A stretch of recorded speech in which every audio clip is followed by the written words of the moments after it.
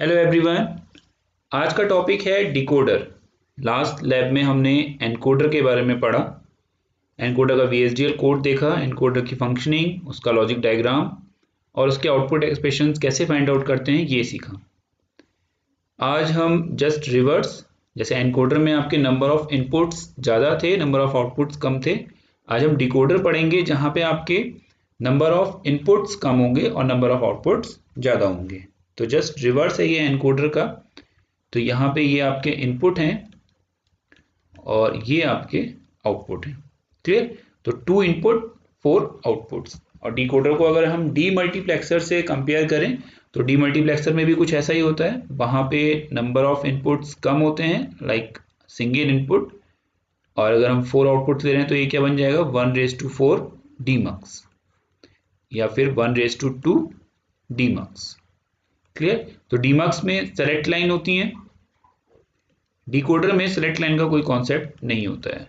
तो जैसे मैंने आपको एनकोडर में समझाया है वैसे ही यहाँ पर आप इसको थोड़ा सा याद रख सकते हैं कि डिकोडर में कोई सेलेक्ट लाइन नहीं होती है, डीमक्स में सेलेक्ट लाइन होती है। नंबर ऑफ इनपुट्स कम होंगे, नंबर ऑफ आउटपुट्स ज़्यादा होंगे। तो जस्ट रिवर्स करना है हमें। वहाँ पे हमने अभी 4:2 एनकोडर पढ़ा था, तो यहाँ पे 2:4 डिकोडर देखेंगे। तो जो आपके इनपुट थे वहाँ पे ए बी सी डी थे, यहाँ पर अब क्या हो जाएंगे, ए बी। तो यहाँ पे 2 इनपुट हैं ए बी और उनकी वैल्यूज़ क्या क्या होंगी, 0 0 0 1 1 0 1 1। क्लियर? तो यहाँ पे वो कॉम्बिनेशंस हैं। तो 0 1 2 3, अगर आप इसको डेसिमल में लिखेंगे तो ये क्या हो जाएगा, 0 1 2 3।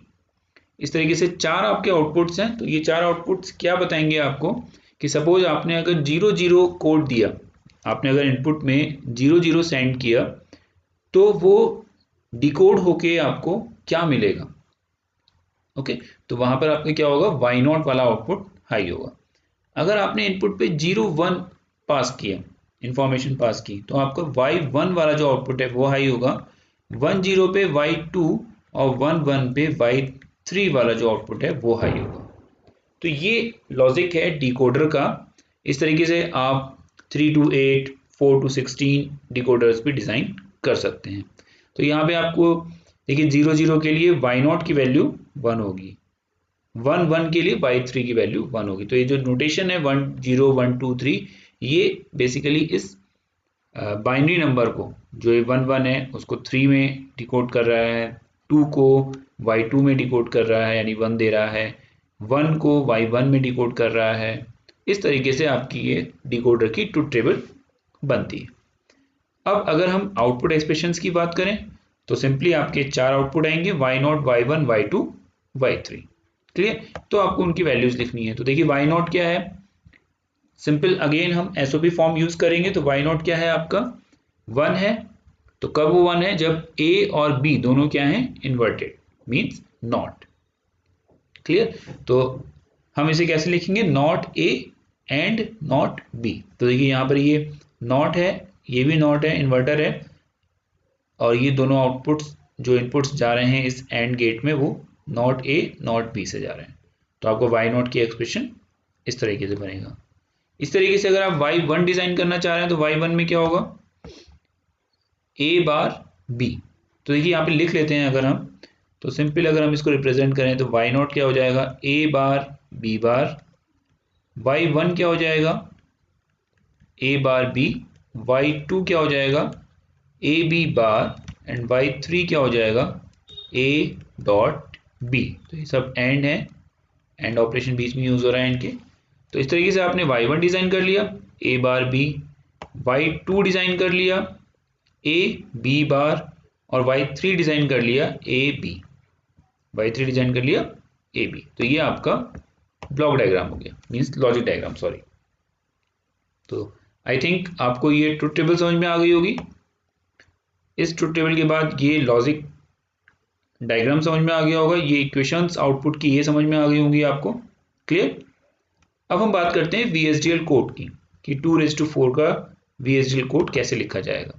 तो सबसे पहले हम मेन कोड एंड देन उसका टेस्ट बेंच कोड देखेंगे। तो आपने लाइब्रेरी डिफाइन की, देन आपने एंटिटी डिफाइन की, एंटिटी में आपने नाम दिया उसका डिकोडर सोर्स, पोर्ट आपका इनपुट पे कितने पोर्ट हैं? 2, तो आपने यहाँ वेक्टर फॉर्म में उनको डिफाइन किया, i in standard logic vector 1 down to 0। इस तरीके से y, ये इनपुट आपका i है और आउटपुट आपने रिप्रेजेंट किया y से, that is out standard logic vector 3 down to 0। Clear? तो आपके 2 इनपुट हैं और 4 आउटपुट है। देन आपने एंटिटी को क्लोज किया, आर्किटेक्चर में गए आप, आर्किटेक्चर में आपने बिगिन किया, प्रोसेस, बिगिन, तो आप यहाँ आई को प्रोसेस कर रहे हैं और आप यहाँ केस व्हेन यूज कर रहे हैं।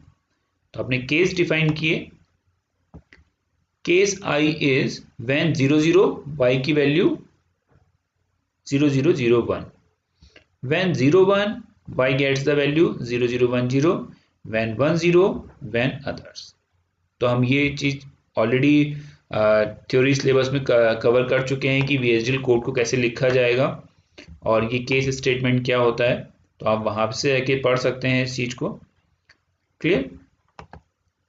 उसके बाद ये है आपका टेस्ट बेंच। तो test bench code normally entity में कुछ भी आप डिक्लेयर नहीं करेंगे, आर्किटेक्चर आप डिफाइन करेंगे, देन आप उसको पोर्ट मैप कराएंगे। यहाँ आपने पोर्ट मैप करा दिया, देखिए।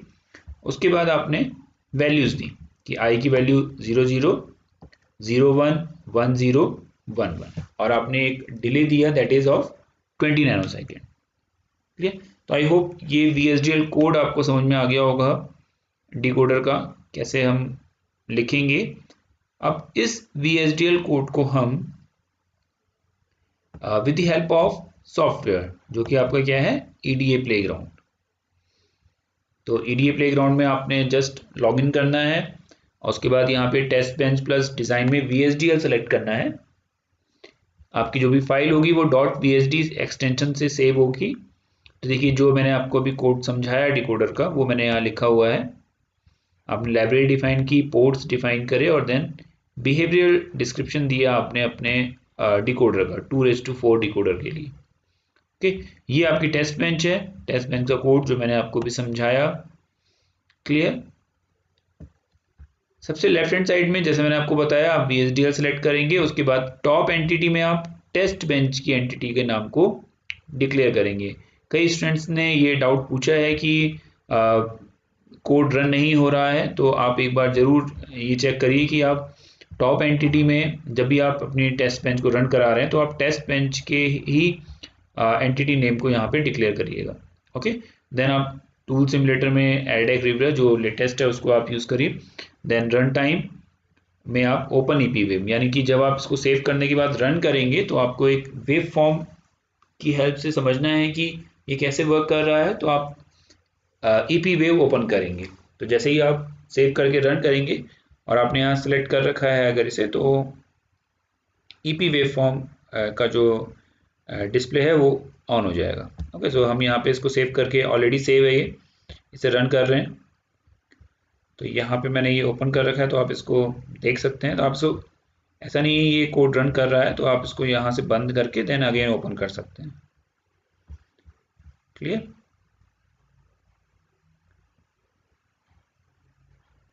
तो रन करने के बाद ये वेव फॉर्म डिस्प्ले होगी। अब देखिए यहाँ पर हम रेडिक्स चेंज कर लेते हैं, हम इसे हेक्सा से बाइनरी में कन्वर्ट कर लेते हैं ताकि हमें अच्छी तरीके से समझ में आए।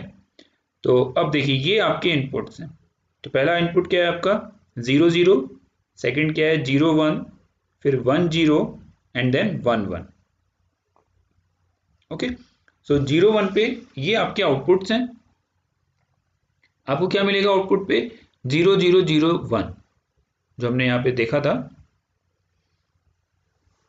अगर हम इसकी ट्रुथ टेबल देखें तो देखिए 0001। क्लियर?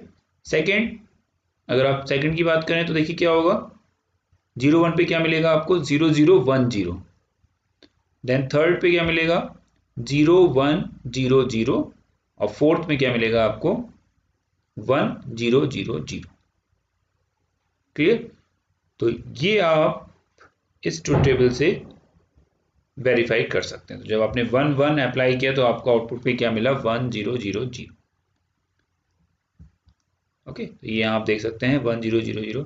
बहुत इजी है, आप ट्राई करिए, फ्री प्लेटफॉर्म है, कुछ नहीं करना है आपको, जस्ट लॉगिन करना है। मैं आपको पूरा कोड समझा रहा हूँ, आप इस कोड को एक बार देख सकते हैं, जो यहाँ कोड लिखा हुआ है आप उसको पॉज करके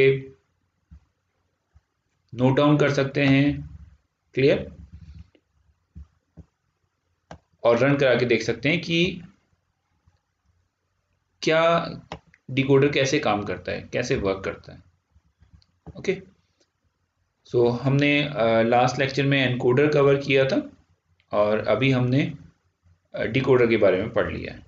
ओके, सो आज के लेक्चर के लिए इतना ही। Thank you.